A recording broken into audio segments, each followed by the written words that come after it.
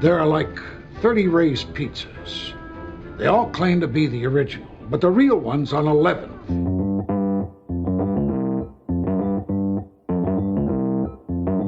Live from Joe's mom's basement, it's the Stacking Benjamin Show.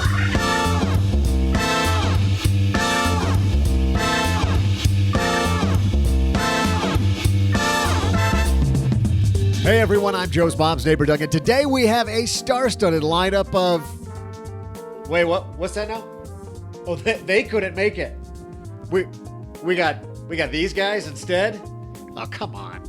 Okay, as I was saying, we have a thrilling lineup of the best financial bloggers ever from around the interweb machine. From Journey to Launch, please help us welcome Jamila. And we've talked about his work on the show, and now he's here, Mr. Retirement Manifesto, Fritz Gilbert.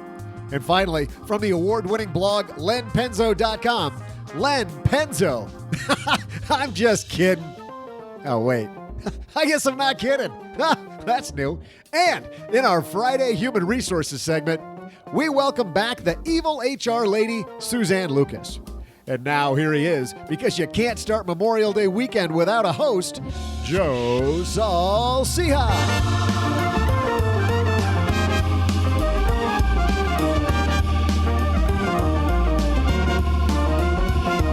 Zero chance you're going to have a bad Memorial Day weekend because you included the Stacking Benjamin Show.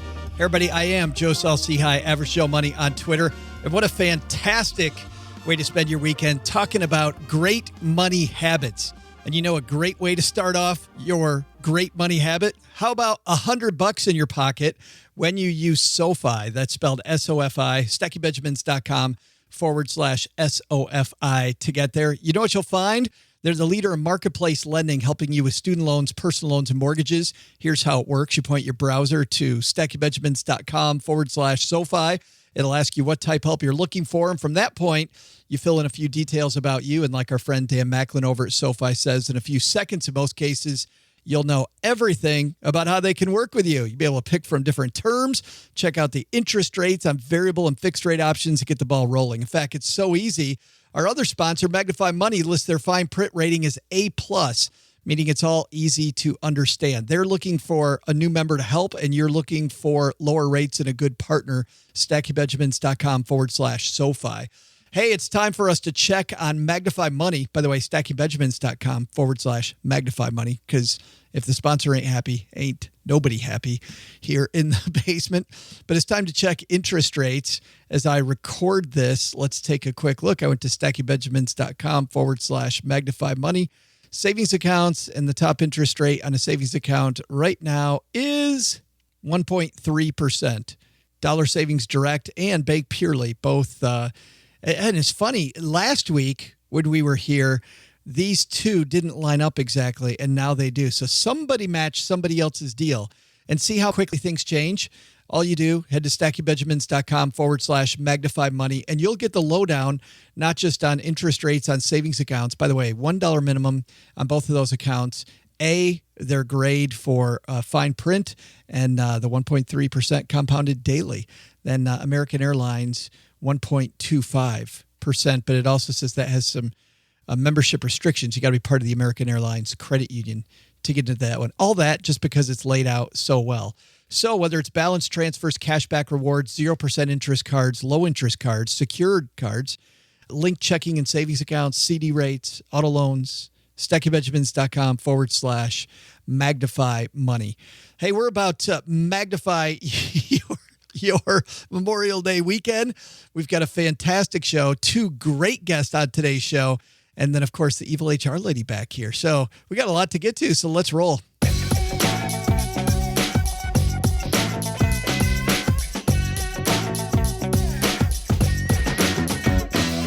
All right, let's walk across the basement here and dust off the shortwave for another week for a special Memorial Day weekend episode. And we're going to start this time in Brooklyn, which is a place that we haven't yet had a guest on from. So I'm so excited. From the awesome Journey to Launch blog, it's our new friend, Jamila. Hi. I'm so glad that you came on the show. And you and I just met a couple weeks ago.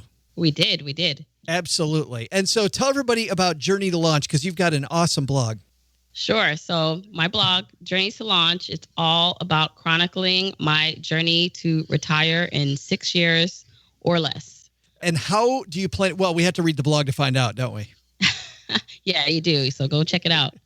Awesome. And by the way, guys, we're going to link to all these in the show notes at stackingbenjamins.com. And from the Georgia-Tennessee border, we welcome to the show the man behind Retirement Manifesto, Fritz Gilbert. Fritz! Hey, thank you, Joe. Glad to be here, man. This is a thrill. It's about time you got here.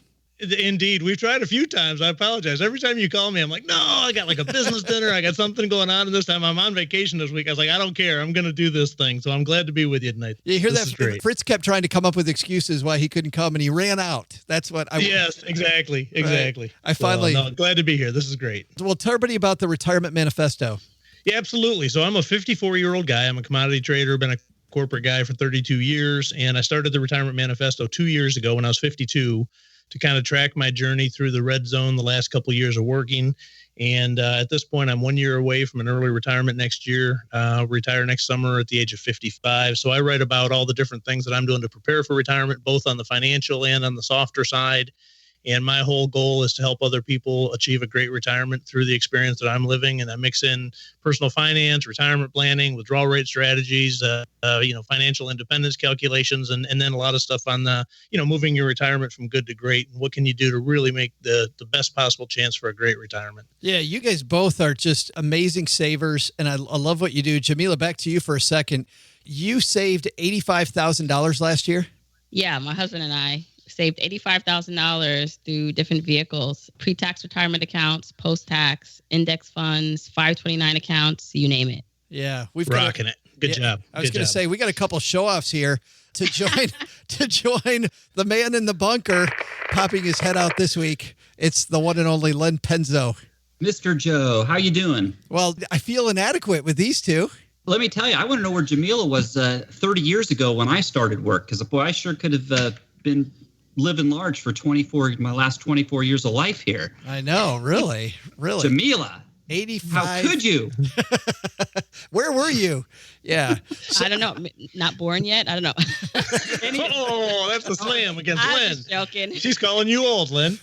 You know what? It's true. It's absolutely true. And Fritz, you shouldn't be snickering over there. You're 50. You're a year older than me, buddy. You and I think about that every time I hear you, man. You and I are like walking in the same footsteps. We're right there. So we got to fight off these youngsters, Absolutely. Absolutely. Yeah. I'm not that young, by the way. Okay. Len loves the fact, though, that for once, Jamila, he's not the oldest guy in the podcast. So.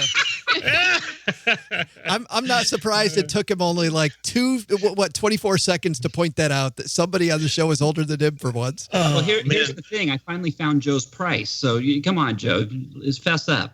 I think it's time to start talking about the pieces, isn't it? Yeah.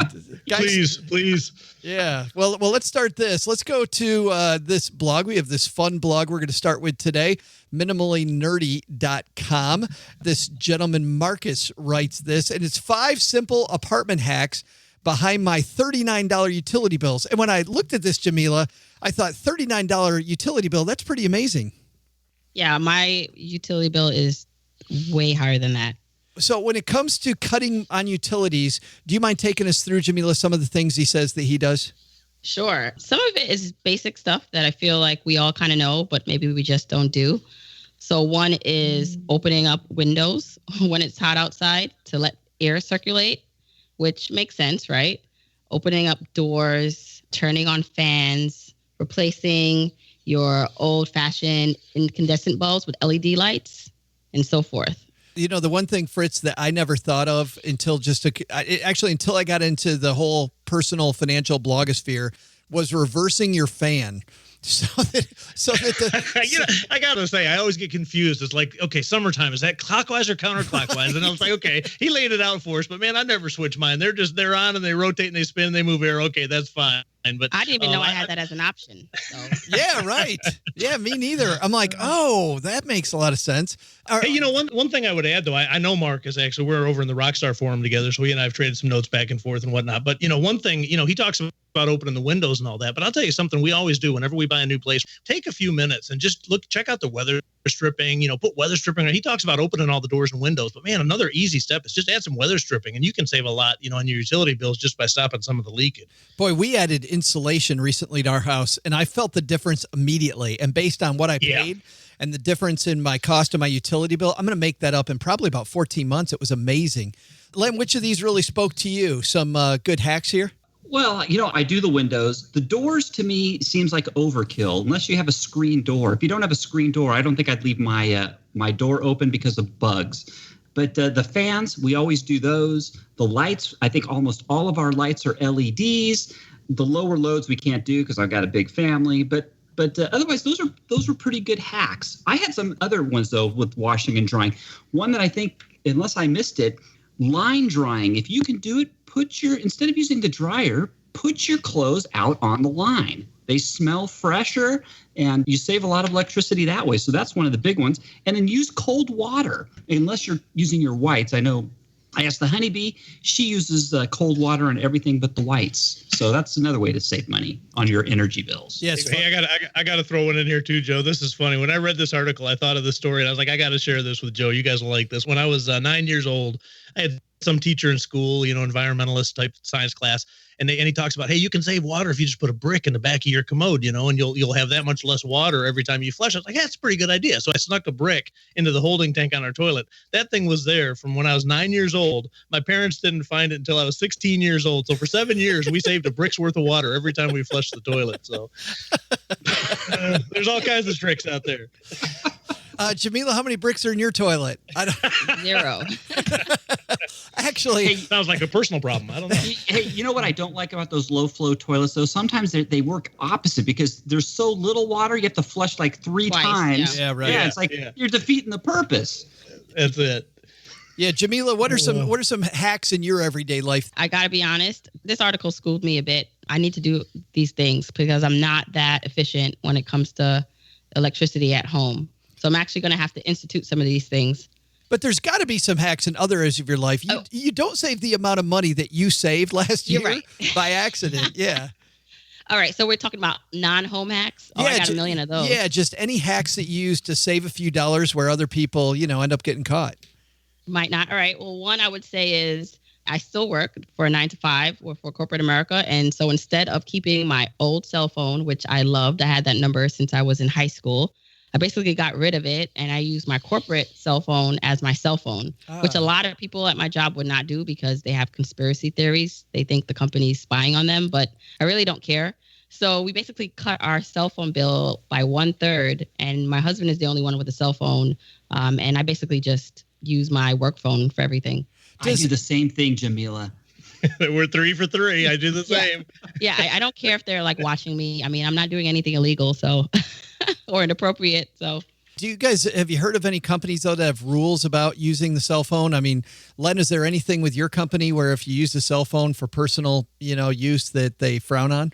No, it's considered my phone. I've just got to turn it in when I'm done. No, there's no limits. Yeah, and Fritz, it's the same for your phone?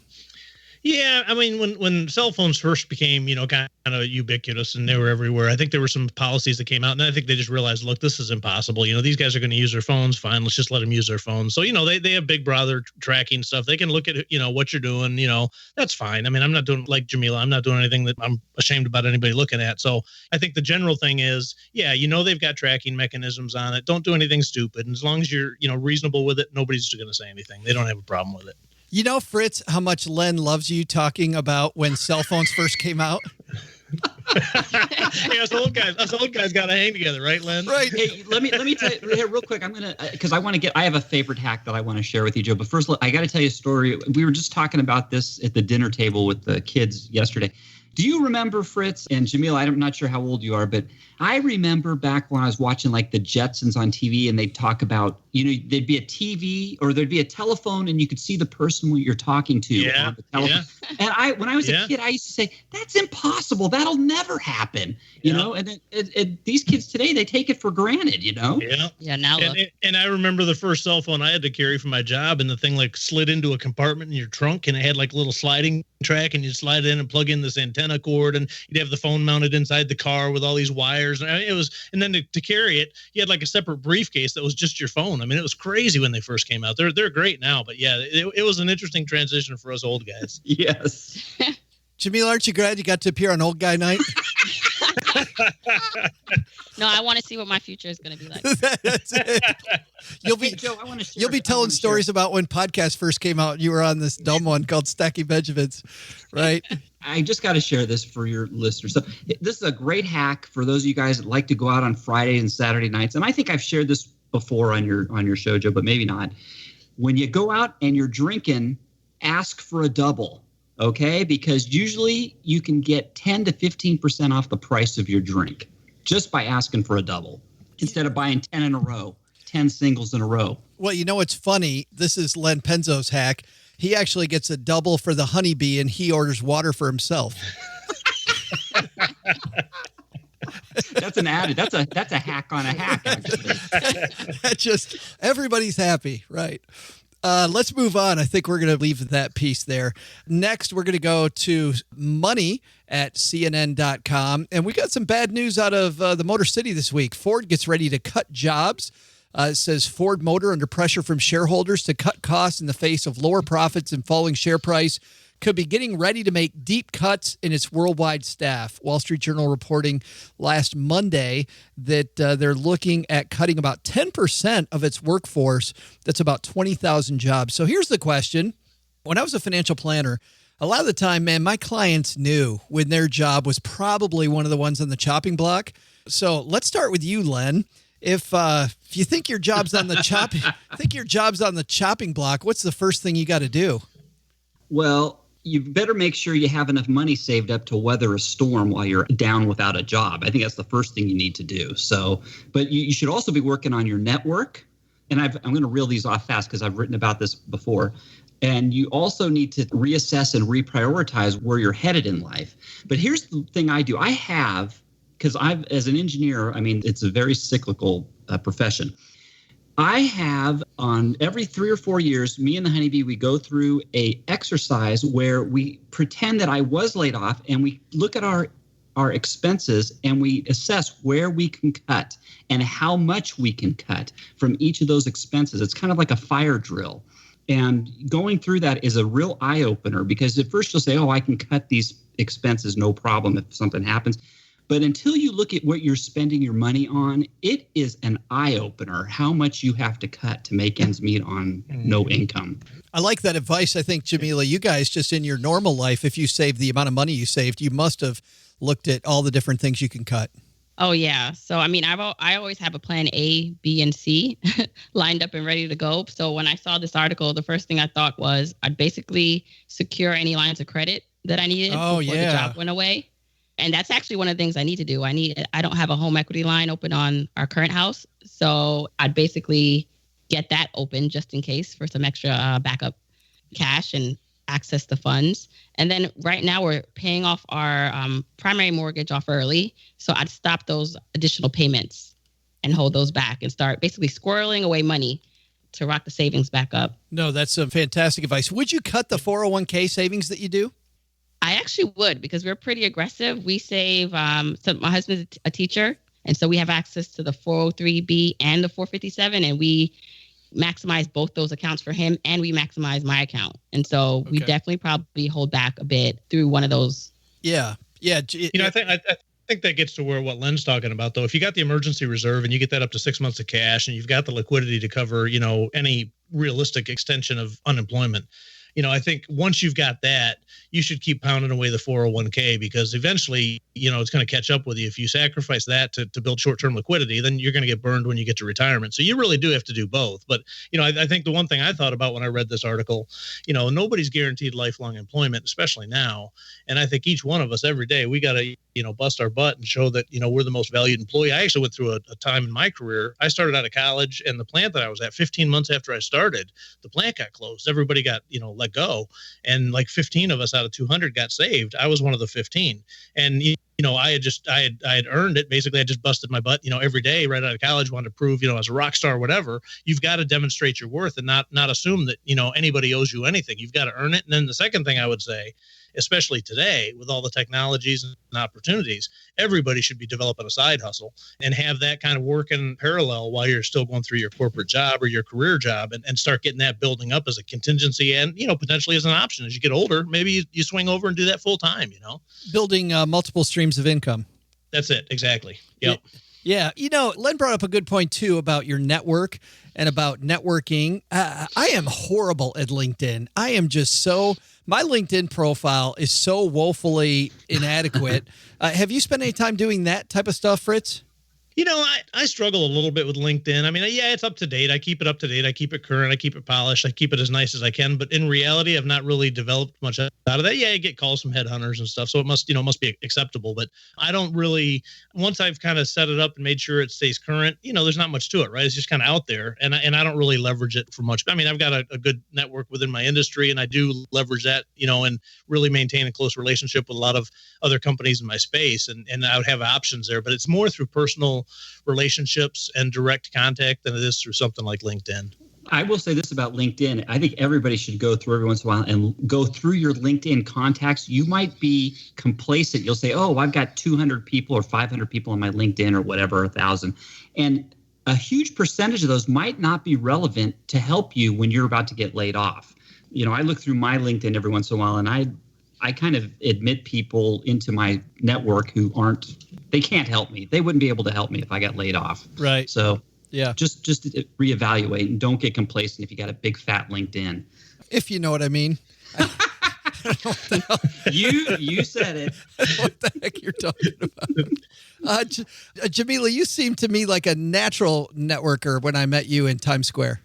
It's funny. I mean, I try to be, but I'm a natural introvert. So it's definitely something I have to push myself to do. You didn't seem like an introvert at all. Oh, I sure am. What about you in LinkedIn? Have you developed your online profile much?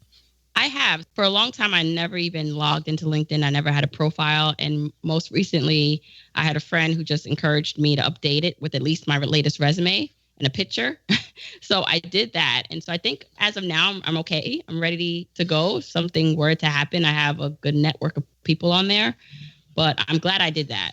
It seems to me, Mr. Penzo, that this advice, thinking about your job going away, even if you don't work at Ford and this isn't you, the shot across the bow, just to anybody listening, just to have yourself ready so that the job goes away tomorrow, you're prepared. Oh, yeah, you should always be prepared. Like I said, my whole career, I have been through many layoffs at companies, very scary. There's been many times, and it can happen at the drop of a hat.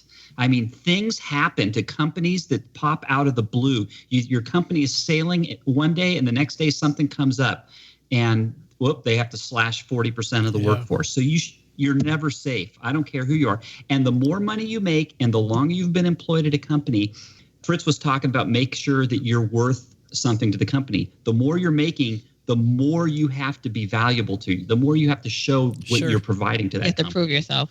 Yes. It gets harder. I'd like to add that I don't mean to be morbid, but it's almost around the same thinking of, if you knew you were going to die, in a year or tomorrow, what would you do differently? When I saw this article and I thought about, okay, if I was going to get laid off, I knew I was going to get laid off in a few months, what would I do? And one of my things on the list was I would hustle like crazy on my side business to really start trying to make more money. And it got me to thinking, am I doing enough now to really be able to do that? Like, why do I have to wait until a catastrophe or for a job loss to do that? So it got me thinking about, maybe you need to start being more proactive in a lot of these tasks.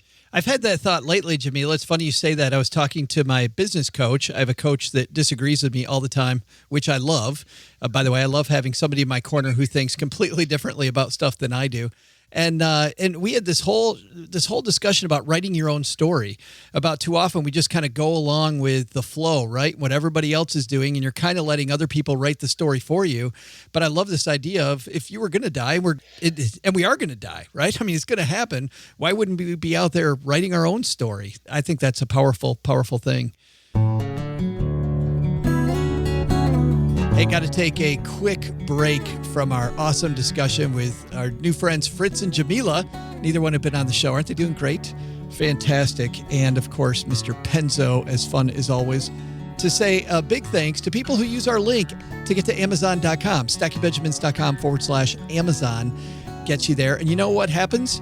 When you put in StackyBenjamins.com/Amazon, you still get the same great Amazon deals that you'd normally get, but they give us a little thank you for sending you their way. So if you can't use our main sponsors' help, maybe Amazon is something that you'd be able to use and help the show. So thanks to everybody who does that. Hey, usually, we talk about fintech in the middle of the show, except when our friend Suzanne Lucas, the evil HR lady, comes down, award-winning blogger. And of course, she writes just about everywhere, but especially at Inc. If you're familiar with the publication Inc., she's over there. So let's say hello to Suzanne Lucas.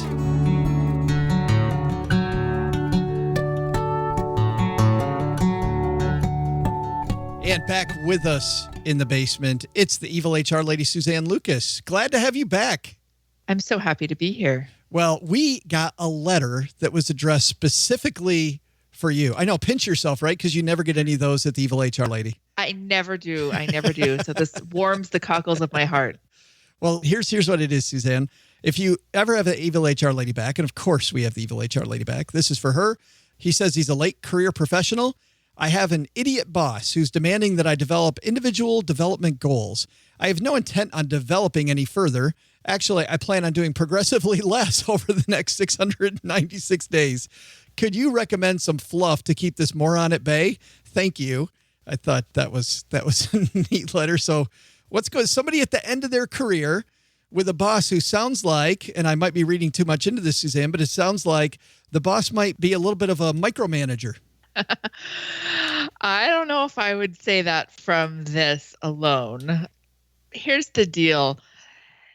The boss cares about getting the job done and cares about his job.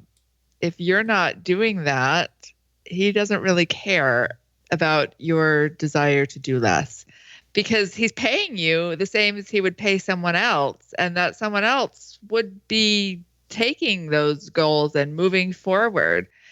And, this is something that is common. When you get close to retirement, you're like, oh, I don't really want to, learn this new computer program, or I don't want to do whatever. But that's how you end up getting fired when you're 64 and you say, oh, it was because they didn't want to pay out my pension or whatever. It really can be because you're not putting in the level of work that other people are. Well, that's the difficulty, I think, is that when you're close to retirement, you're probably being paid a good amount of money, I would imagine. People look at the bottom line and they say, should I keep this person along who's clearly just on the escalator out, right? And not really adding a lot to the bottom line, or bring in somebody who is, young and bullish and ready to rock and roll and make a bunch of money for the company at a lower rate, probably. Well, yeah, exactly. I mean, the thing is that this guy knows that 696 days, from when he sent the email. So that's a serious countdown going on when you've got that figured out. He's checked out mentally already. And I feel for him. You know what? There are times when, I've checked out. It's getting to be the end of the school year. And if I have to sign one more thing, I'm going to explode, So I understand the checking out, because I'm checking out of the signing off on parental stuff. But school is not paying me. I am paying them. So, But yeah, I can see why his boss is a bit annoyed with him. I would be too if this was my employee. And so he wants some fluff to keep this moron at bay. And so my suggestion is to not call your boss a moron, and to maybe be upfront and say, look, I am out of here in 2 years. Maybe in an exchange for a pay cut, I can do a little bit of less or something. I don't know, because most companies aren't really interested in your happiness. Well, I was thinking, here's what I was thinking, Suzanne, and tell me if I'm way out of whack. But when I had some struggles early in my career with fitting my individual goals along with the goals of the company I was working for. Clearly, I was designed to be self-employed. But getting away from that for a second, when I did best with these individual development goals was when I found things that really interested me that also aligned with the company's goals. And I looked hard for that congruency, so that where my goals dovetail with the goals of the operation, then I'd be excited about doing whatever it was. And then the person, that I'm working for was also getting, a fair amount of work out of me. Yeah. And that would be ideal. My concern with him, though, is that he's not looking to grow his career in a different direction. He's looking to retire to Florida. And so that would, well, he didn't say that. No, but there's... I wouldn't retire to Florida. No, but there's even an issue there because you see these people when you were working in HR, you saw these people, they'd retire. I don't have any empirical proof here, but they retire at 65. They're just done working and they're dead by 67 because they have no developmental goals anymore, to use the language in this letter. Well, it's totally true. And if you've been used to building your whole life around your career, and then suddenly your career is over, retirement can be almost as devastating as getting fired. Yeah. And even though that you chose it, if you're not doing anything anymore, and there are lots of people that do lots of stuff after they retire. My parents are retired and they volunteer at places and they have a whole bunch of grandkids around and they're very active, even though they're not employed anymore. Yeah. But if you're just like, okay, I have no community, I have no life outside of my job, and then you leave it, yeah, it can be devastating mentally and physically. So to directly answer his question, do you have any fluff that he can give this moron? Which I agree with you. I'm not sure the boss is a moron. And I get the feeling there is some unstated stuff in this letter that they just don't mesh well. Well, and that's entirely possible. And it can go both ways. For one, I'm going to assume that the boss is considerably younger because the boss isn't looking towards retirement. And the boss may be pushing towards something this guy doesn't want to do. It's possible this guy's been in this company for a long time and he knows more than the boss about a lot of things that happens too. Because you have the rising star who keeps jumping up the ladder, and then you have the steady worker person that is as far up the ladder as he's going to get. Yeah. So there might be some conflicts going on there anyway. But, my advice would be to write some development goals and to understand that your boss isn't asking just for his help either. He's got a boss that's saying, I need the developmental goals for all of your department. And he's going to be punished if you don't do this. That's not going to make your life any better. In fact, it's going to make it considerably worse. Yeah. Any way to keep the peace for that 696 days is going to be. Yeah. And, depending on what he's trying to reach in the 696 days, for some companies, that's super critical that, you've got to work out till you hit whatever this deal is in order to get benefits or whatever. Is that the worst? Is that the worst case scenario? Then he may have to just fake it till he makes it. Because if not, this could be a ruse by the boss to try to just get rid of what boss sees as dead weight. I don't think it's a ruse by the boss though, because this is something that's normal. I would expect every manager to be asking people about developmental goals. Yeah. So it's not like if he was asking him to make a 10-year plan or something, that might be a ruse. But regular developmental goals, that's something that I'm pretty confident that the manager has asked everybody in the department to do. But it could end up with this guy getting out of a job if he doesn't comply. And that might not be what he really wants. And the other thing to take into consideration is if this guy has bargaining power. I don't know if he's fantastic at what he does or not. If he is, then he has some bargaining power. Like if he's going to be really difficult to replace, then he can say, you know what? I am a star. I've always been a star, but I'm going to stop that. But I promise to give you my best work at this level for the next 2 years, and then I'll help you train someone on the way out. But if he's not a superstar, that's going to be a problem. Yeah. I feel really negative. Well, yeah, but the whole thing, I think with that discussion is the person who because you and I both know these people that think they're a star and they walk into the boss's office and they deliver that speech and they find out too late that they're not as big a star as they thought they were. Well, yeah. And that is definitely a case. I always say that I've received hundreds of calls of people complaining about their performance rating, and not once has anybody said my performance rating was too high. Right. That's exactly right. Right. I should have been rated a 4, and I was rated a 5. Yeah. That doesn't happen. Yeah. Whoa. Back down on those positive reviews. Right. That's right. Right. So tell us what's going on at the Evil HR Lady. You know what? Everything is going on. We have lots of questions, and I am trying to solve a mystery of Washington vacation law, and hopefully we'll have that by the time this goes live on your thing. Michigan. Doesn't that sound exciting? Michigan vacation law. Washington vacation law. Vacation law. Yeah. Maybe my head's in Michigan, I guess. I don't know. We'll link to, by the way, evilhrlady.org on our show notes at stackingbenjamins.com. Suzanne, thanks for hanging out. Anytime. Big thanks again to Suzanne for stopping by, and for more on the Evil HR Lady blog, which is amazing. evilhrlady.org. All right, let's get back to our awesome conversation with Fritz Gilbert from the Retirement Manifesto, Jamila from Journey to Launch, and Mr. Len Penzo from lenpenzo.com.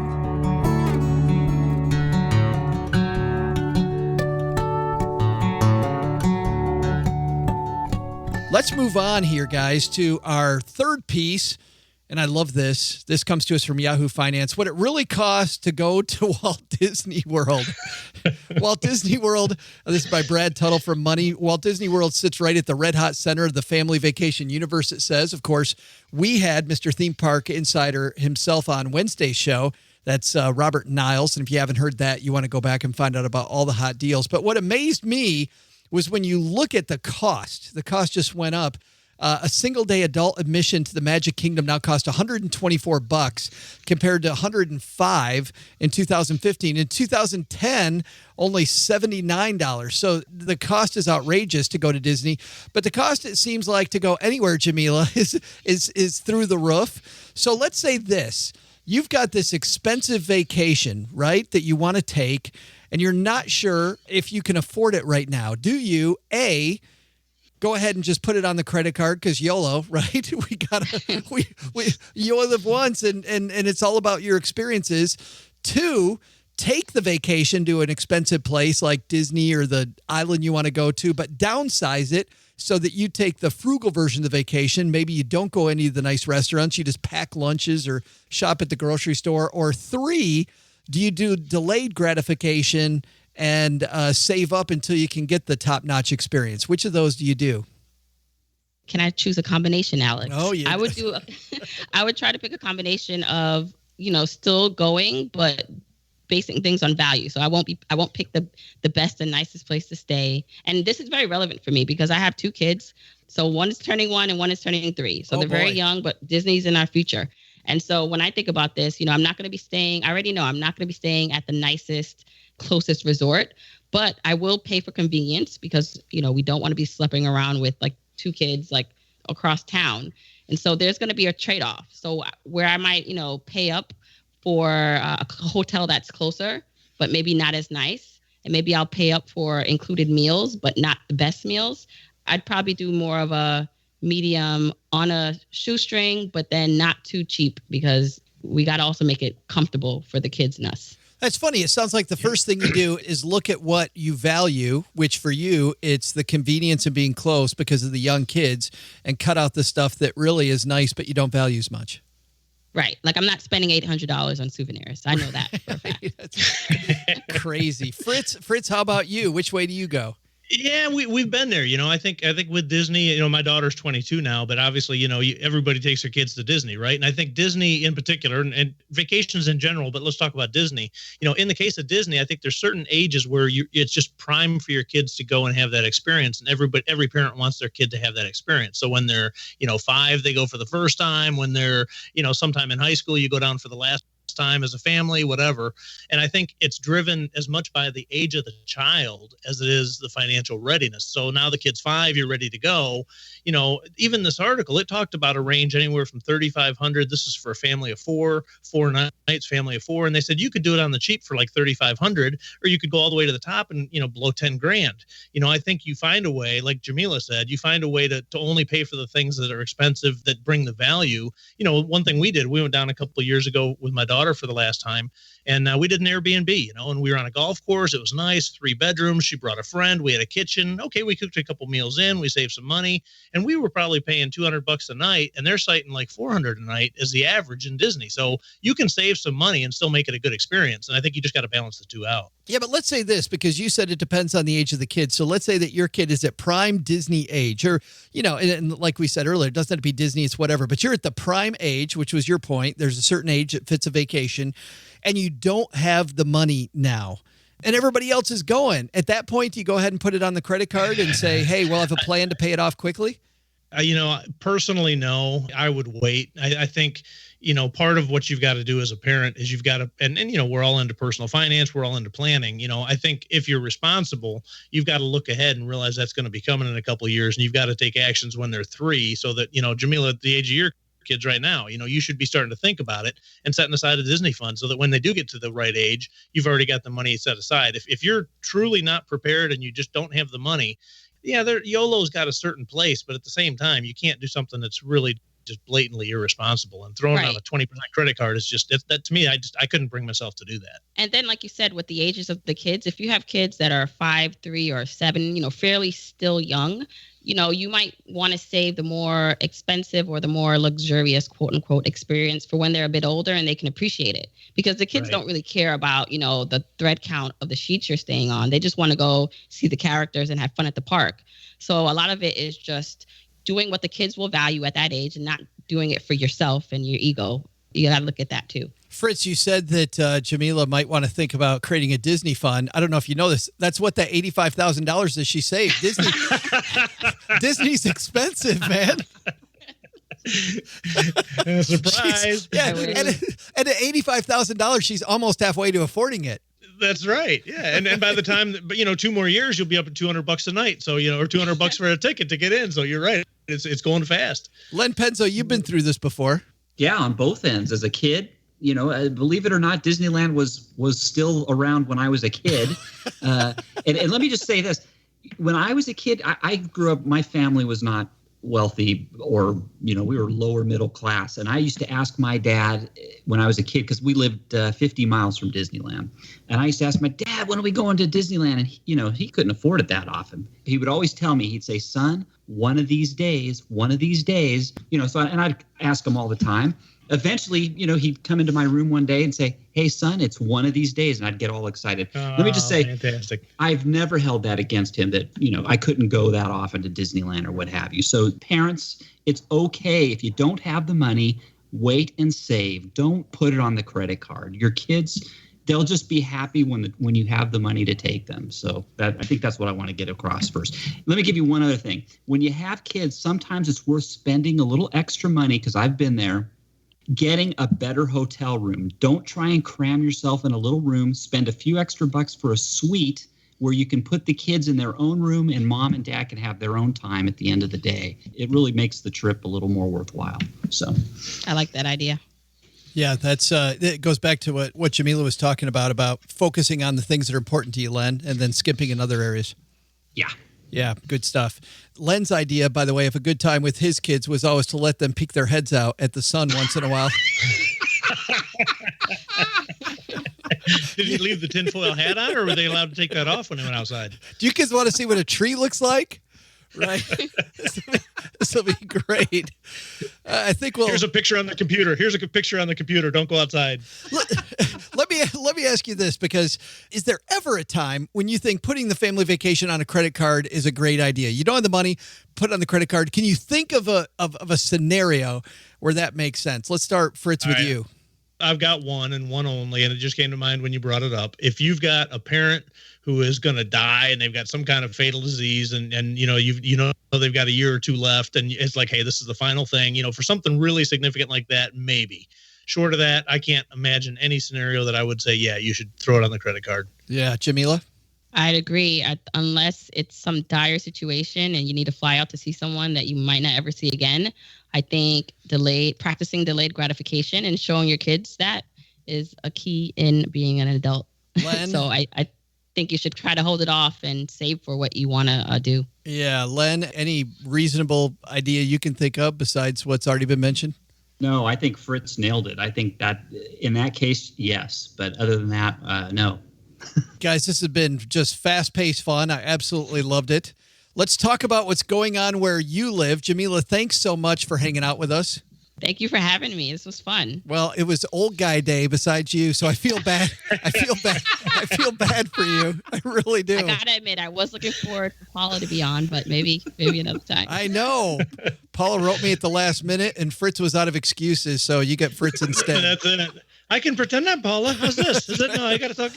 Yeah, probably no, not. You'll do. You're just fine. Yes. So I can't hold a candle to her. Paula's awesome. She's great on the show, and Paula, we love you. Sorry you couldn't be on here with us. I agree with Jamila on that one. Jamila, tell us what's going on lately at Journey to Launch. Sure. So Journey to Launch, you can check out my blog where I'm sharing my personal stories about how I am reaching financial independence. And I'm also sharing ways in which anyone can reach financial independence and optimize their own finances.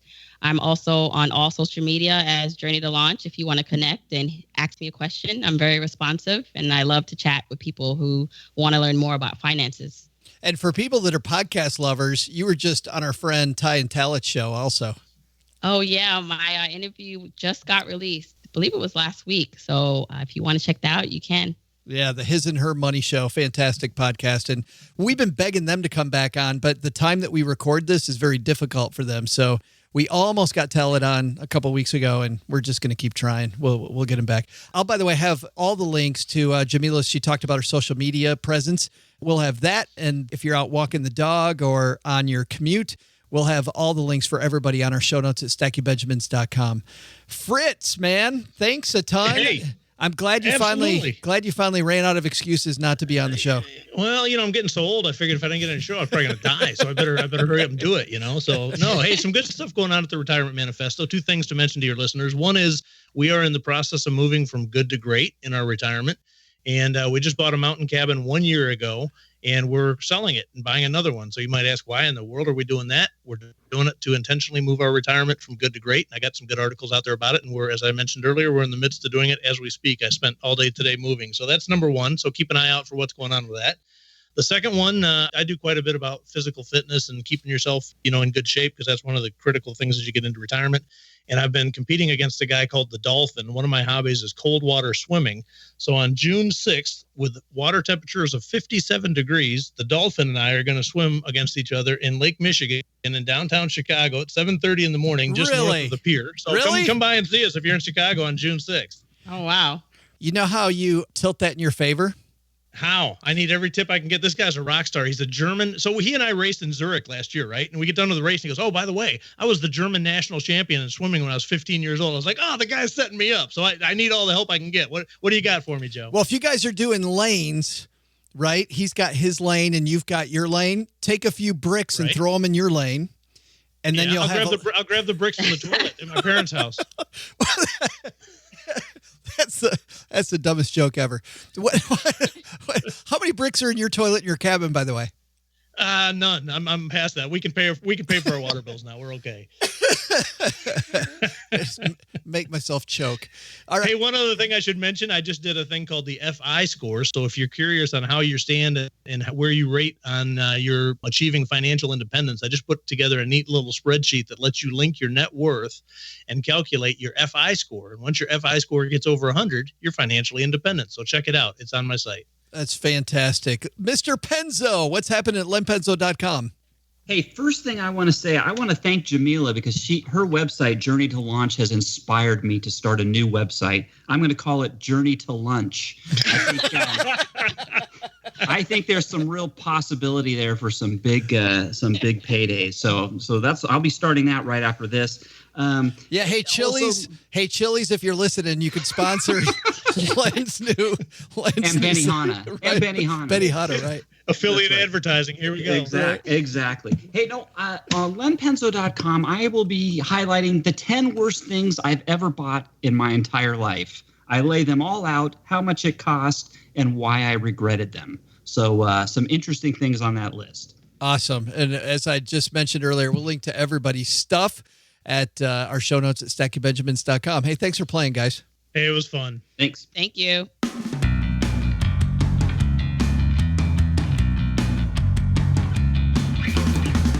Oh, that's going to do it, guys. Hey, we play a game on this show, and we want to tell you a little bit about that game here in a second. So hang on. We'll also tell you a little bit about Memorial Day weekend here in the basement and next week, because we've got an exciting week coming.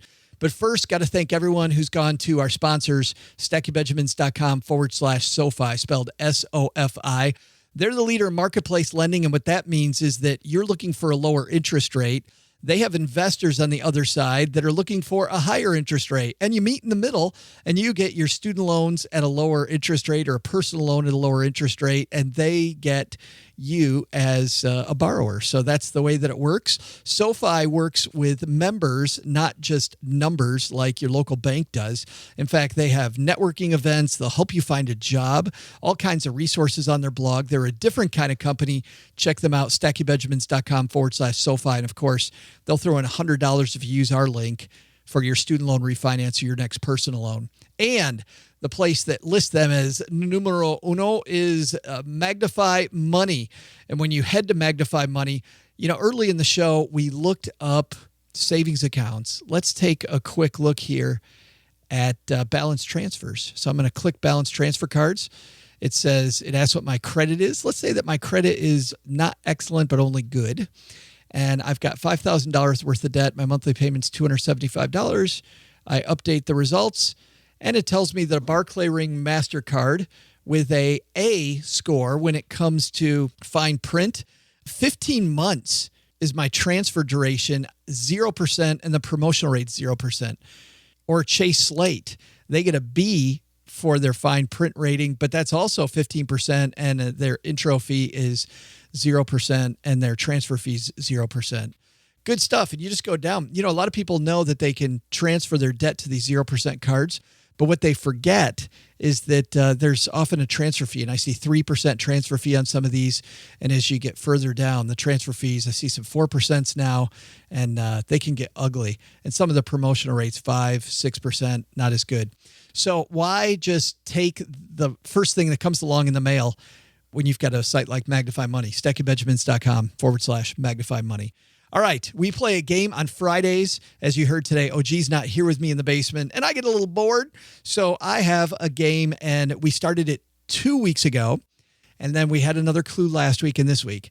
If you examine the title of the show and maybe the first couple sentences of the description of the show, or listen to the first couple sentences of the show, something might seem out of place.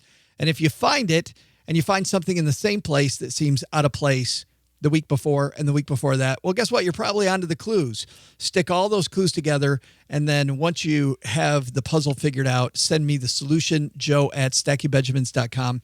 And if you're within the first 24 hours to the first person who gets it, and then we randomly pick out somebody. I used to do the first person, and we'd have so many people get it, and I don't want to discount the West Coast. So if you're within 24 hours of the first person, you go in the hat with them. So off to the races. We've given you 3 clues so far.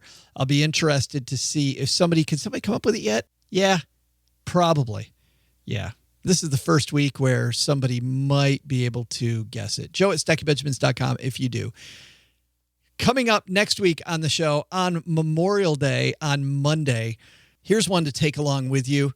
We interviewed Dave O'Connor, and Dave is the executive producer of a new National Geographic series called Year Million, which has been on National Geographic starting back on May 15th, about a week and a half ago, and it's still running. I think you're going to love it, especially if you like science fiction, if you like talking about where the future's headed.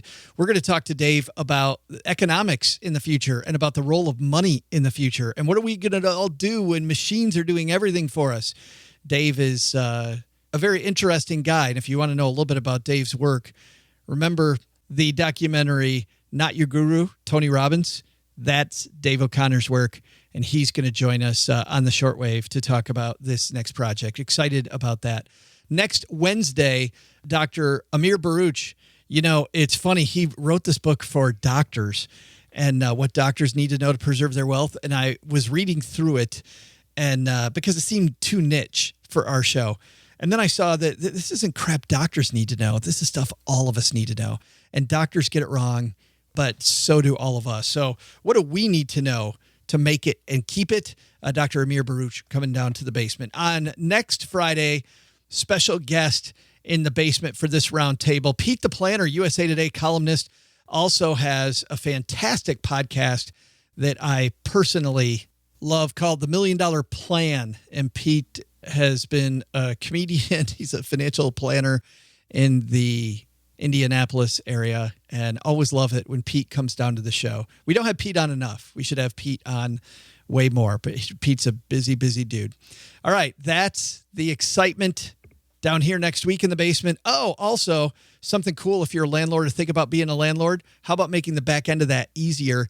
Renolutions is going to be on in the middle, and they help make part-time landlords compete much, much more easily. No more of these half-done spreadsheets. Very, very good. All right. Hope everybody has a safe Memorial Day weekend. Go stack some Benjamins.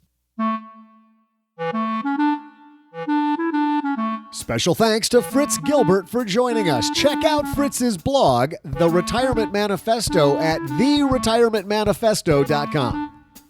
Thanks also to Jamila from Journey to Launch for joining us today. You'll find out more from Jamila at JourneyToLaunch.com. And it was great to have the evil HR lady back with us, wasn't it? Find out more human resources and workplace tips at evilhrlady.org. Join us Monday, Memorial Day, when Dave O'Connor from the new National Geographic series Year Million talks with us about economics and money in the far, far future. Don't miss it. This show was created by Joe Salsihai, produced by Richie Rutter-Reese, and engineered by the amazing Steve Stewart. Kathleen Selmans handles design, newsletter, and classroom opportunities. If you'd like to learn more, head to stackingbenjamins.com/classes. Online, visit us on Twitter at SBenjaminsCast or on our Facebook page. SB Podcasts may receive payment on the show from sponsors and guests in the form of books, giveaway items, discounts, or other remuneration. There's no way you would take advice from these dorks, but like Joe's mom always says, don't take advice from people you don't know. This show is for entertainment purposes only, and before making any financial moves, consult with a real financial advisor. Shannon Cowan is our community manager and social media guru. And this is Joe's mom's neighbor Doug saying that all of us, the whole Stacking Benjamins family, from mom all the way down to that crazy OG, wish you and your family a safe, thoughtful Memorial Day weekend. Wait! Where are you going? I was going to make espresso.